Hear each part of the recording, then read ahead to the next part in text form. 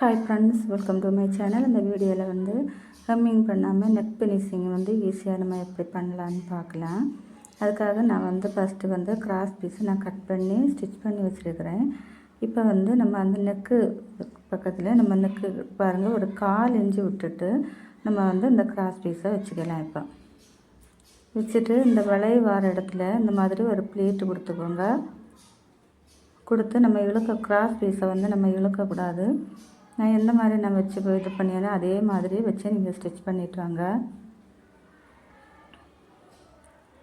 அதே மாதிரி பேக்கில் நம்ம அந்த வளைவு வருது பாருங்கள், அந்த இடத்துல வரும்போது இதே மாதிரி ஒரு சின்னதாக ஒரு ப்ளீட்டு கொடுக்கலாம்.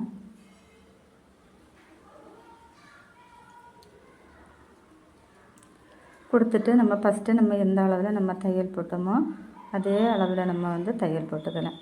பாருங்கள், இன்னும் அடுத்த வளைவு வரும்போது அதுலேயும் இதே மாதிரி சின்னதாக ஒரு ப்ளீட்டு கொடுக்கலாம்.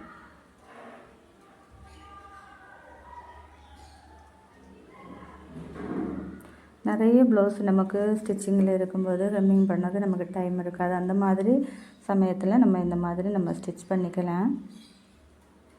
ஸ்டிச் பண்ணும்போது ஷோல்டர் பேக் பக்கமாக திருப்பி விட்டுக்கோங்க. ஃப்ரண்ட் பக்கமாக வரக்கூடாது, பேக் பக்கமாக திருப்பி விட்டு நம்ம ஸ்டிச் பண்ணி எடுக்கலாம். இப்போ ஃப்ரண்ட் நெக்கு வளைவு பாருங்கள், அந்த வளைவு வர இடத்துல நம்ம ஒரு ப்ளீட் கொடுத்து அப்படியே நம்ம ஸ்டிச் பண்ணி எடுக்கலாம்.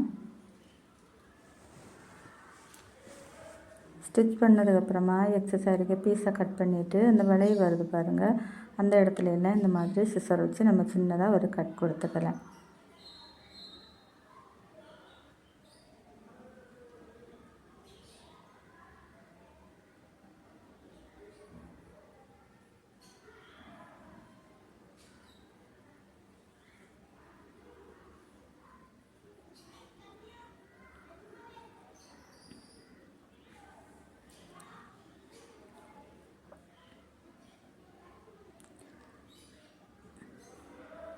கட் கொடுத்ததுக்கப்புறமா இப்போ நம்ம திருப்பி எடுக்கலாம். திருப்பி எடுத்துட்டு இந்த மாதிரி ஃபோல்டு பண்ணிக்குவோங்க. நம்ம ஃபஸ்ட்டு நம்ம எந்த அளவில் நம்ம ஃபோல்டு பண்ணியோமோ அதே அளவில் நம்ம ஃபோல்டு பண்ணிக்கலாம்.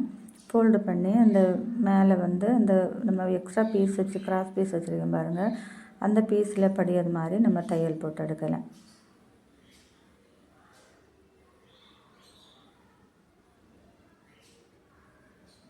எல்லா இடமும் ஒரே அளவாக வர மாதிரி தையல் போட்டுக்கலாம்.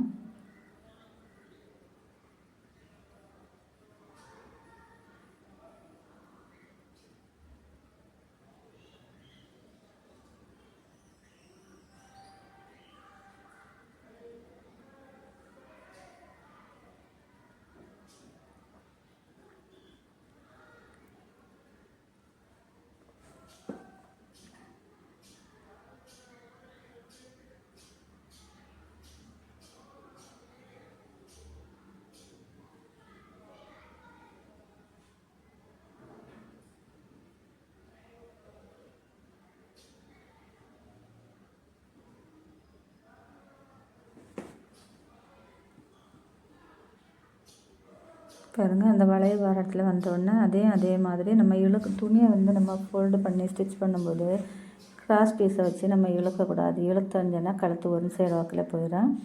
இழுக்காமல் இந்த மாதிரி பொறுமையாக நம்ம ஃபோல்டு பண்ணி எல்லா இடமும் ஒரே அளவாக வர மாதிரி நம்ம ஃபோல்டு பண்ணி கொடுக்கலாம். ஃபோல்டு பண்ணி அந்த எண்டில் நம்ம தையல் போட்டு எடுக்கலாம்.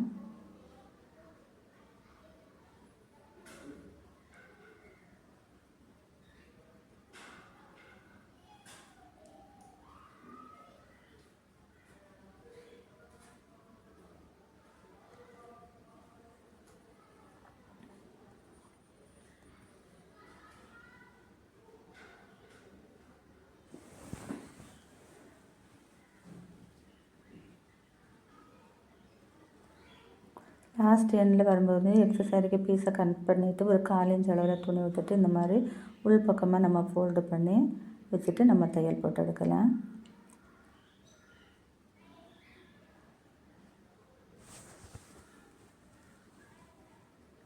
பாருங்கள், இப்போ நம்ம தையல் போட்டு எடுத்துட்டோம். போட்டு எடுத்ததுக்கப்புறமா அதில் இருக்க எக்ஸசைஸுக்கு பீஸை எல்லாம் கட் பண்ணி எடுக்கலாம். கட் பண்ணி எடுத்துட்டு உள் பக்கமாக திருப்பி வச்சுட்டு இந்த மாதிரி ஃபோல்டு பண்ணிக்கலாம். ஃபோல்டு பண்ணி அந்த வளைவு வர இடத்துல பாருங்கள், வளைவாட்டே நம்ம அதை திருப்பி கொடுக்கணும். அப்போ தான் அந்த ஷேப் வந்து நமக்கு கரெக்டாக கிடைக்கும். அந்த நம்ம எப்படி கட் பண்ணோமோ அதே மாதிரியே நமக்கு அந்த வளைவு கிடைக்கும். பாருங்கள், உங்களுக்கு பார்த்தாலே தெரியும் நான் எப்படி வச்சுருக்கேன்னு.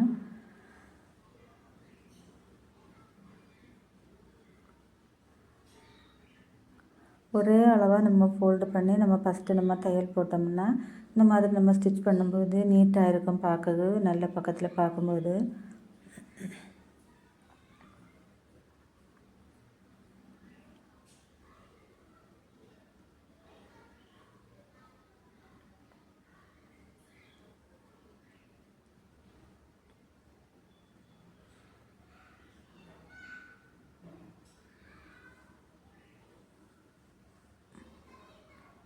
பாருங்கள், இப்போ நம்ம ஸ்டிச் பண்ணி எடுத்துட்டேன். ஸ்டிச் பண்ணி எடுத்ததுக்கப்புறமா பாருங்கள் எவ்வளோ நீட்டாக இருக்குன்னு.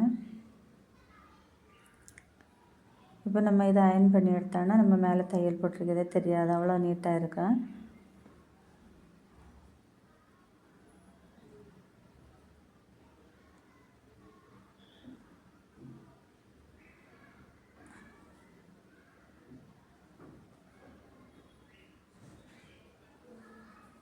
பாருங்கள் எவ்வளோ நீட்டாக இருக்குது. எல்லா இடமும் ஒரே அளவாக தையல் வந்துடுது.